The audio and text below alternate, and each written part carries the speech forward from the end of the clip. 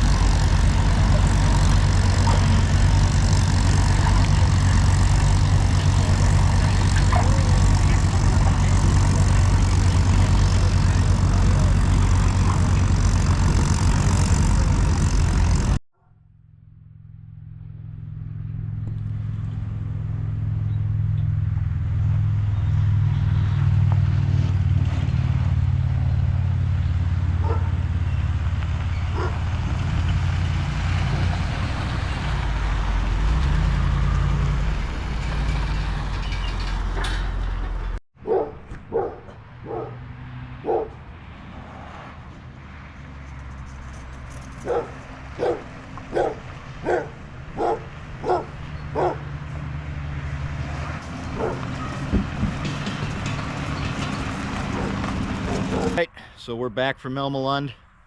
As you can see, we've got everything home and unloaded. One thing I did want to talk about was the one casualty of the weekend, and we will take a walk over to the Avery to explain that. Basically, we went to do the tractor safety clinic for my son, and as he was going through it, we started to get a leak in the frost plug. So right there, I think we ended up getting rust through the frost plug, and then the paint let go and we got a leak. So I've got to replace the frost plug. So at about 10 o'clock, maybe 10:30 on Sunday morning, a couple of friends of ours had to save the day by cutting off the tops of their empty beer cans at 10:30 in the morning so that we could fill them with water, so we could refill the radiator and get it back to its spot on the showgrounds until the end of the weekend. But anyway, we'll get a new frost plug put in and that should be good to go. I wanted to just discuss some of the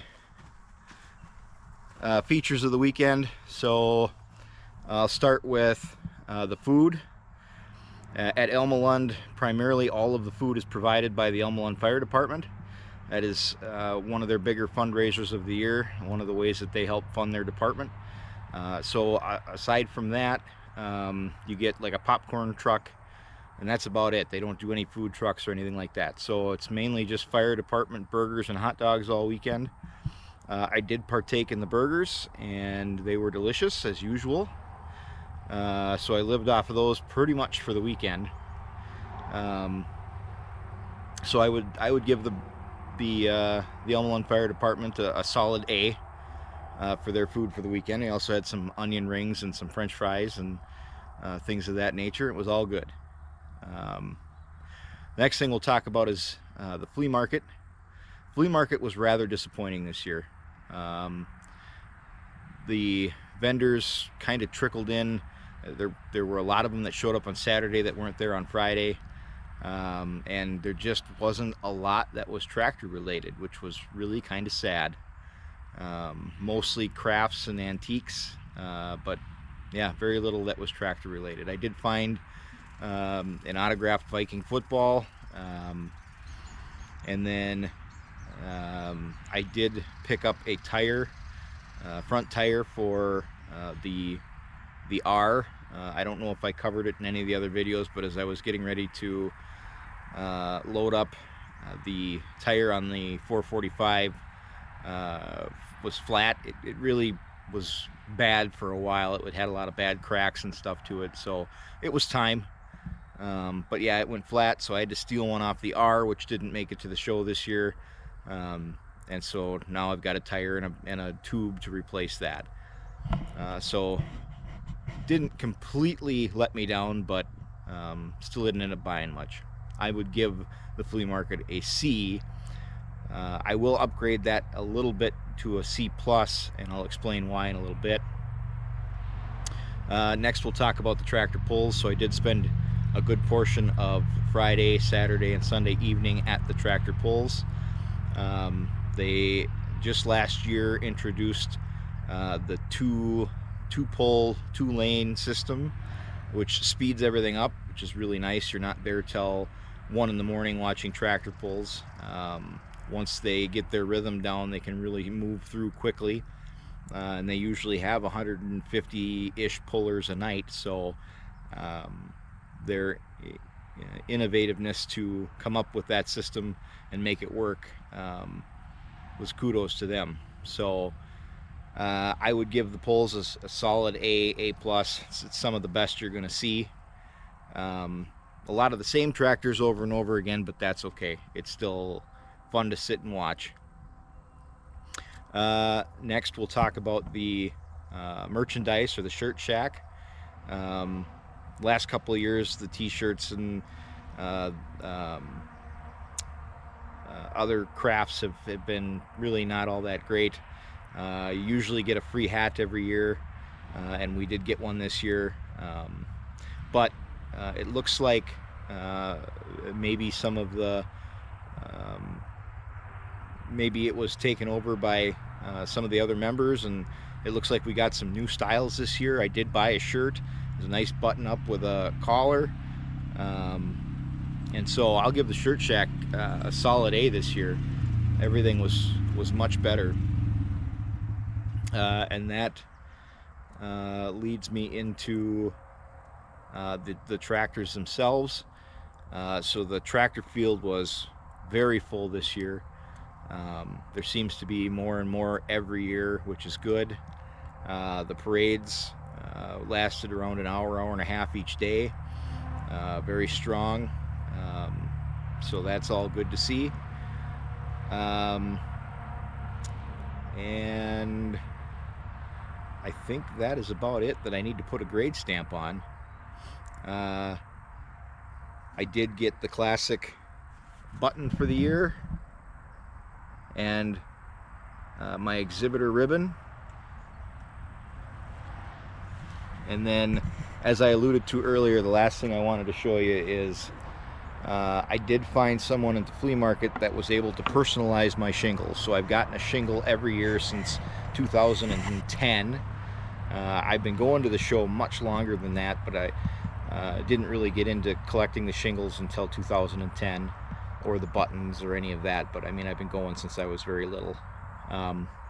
But they were there was a vendor at the flea market that was able to personalize the shingle this year, and that made it kind of special for me, and I'm really grateful, and I hope to see them again next year, because it's kind of a neat service. And that's where we'll wrap it. So until next time, take your foot off the clutch. Thanks everybody.